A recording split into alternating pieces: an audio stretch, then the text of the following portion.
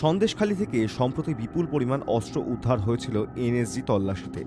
CBI এর তদন্তের ভিত্তিতে সেই তল্লাশি অভিযান চালানো হয়েছিল। এরপরই সেই তল্লাশি অভিযান নিয়ে সন্দেহ প্রকাশ করে সরব হন মমতা বন্দ্যোপাধ্যায়। সন্দেশখালীতে সিবিআই তদন্তের বিরোধিতা করে সুপ্রিম কোর্টেও গিয়েছে রাজ্য সরকার। তবে ভোটের মাঝে সন্দেশখালী কাণ্ডে স্বস্তি পেল না রাজ্যের শাসক দল। রাজ্যে দায়ের করা মামলার শুনানি আপাতত স্থগিত রেখেছে শীর্ষ আদালত।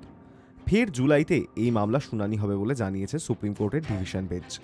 তবে এই সময়কালে সিবিআই এর তদন্ত প্রক্রিয়া ব্যাহত করা যাবে না বলে জানিয়ে দিয়েছেন বিচারপতিরা। এই আবহে ভোটের সময় সন্দেশখালী তদন্তের ভার সিবিআই এর কাঁধেই থাকছে।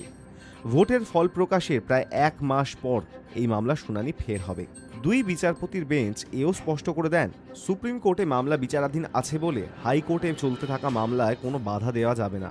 উল্লেখ্য, সোমবার মামলার শুনানি চলাকালীন রাজ্য সরকারের তরফের আইনজীবী অভিষেক মনু সিংভি শীর্ষ আদালতে দাবি করেন, এই মামলা সংক্রান্ত বেশ কিছু গুরুত্বপূর্ণ তথ্য এবং নথি রাজ্যের হাতে এসেছে। সেই তথ্য আদালতে পেশ করার জন্য 2 থেকে 3 সপ্তাহের জন্য সময় চেয়েছিলেন তিনি। সেই সময়কালের জন্য মামলা মুলতুবি রাখার প্রস্তাব দেন অভিষেক মনু সিংভি। এই আবহে বিচারপতি বি.আর. গাভাই, বিচারপতি সন্দীপ মেহরার ডিভিশন বেঞ্চ মামলার শুনানি প্রায় 2 মাস পিছিয়ে দেন। এরই সঙ্গে সুপ্রিম কোর্ট পর্যবেক্ষণ করে, এই মামলায় মহিলাদের ওপর নির্যাতন, জমি জবরদখল করার মতন গুরুতর অভিযোগ রয়েছে। তাই সুপ্রিম কোর্টে মামলা বিচারাধীন থাকার জেরে তদন্ত প্রক্রিয়া ব্যাহত করা যাবে না, তা যেমন চলছিল চলবে। উল্লেখ্য, শুক্রবার সকালেই সন্দেশখালীতে আবার হানা দিয়েছিল সিবিআই।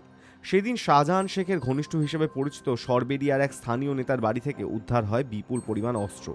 সেই ঘটনায় এনএসজি বিশেষ রোবটের সাহায্যে তল্লাশি অভিযান চালিয়েছিল।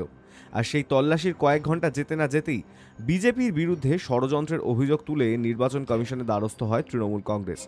কমিশনকে লেখা চিঠিতে ঘাসফুল শিবিরের অভিযোগ, সিবিআই এবং এনএসজির সঙ্গে বিজেপি ষড়যন্ত্র করেছে। ঘাসফুল শিবিরের দাবি, নির্বাচনের সময় দলের ভাবমূর্তি নষ্ট করতেই এই তল্লাশি অভিযান চালানো হয়েছিল।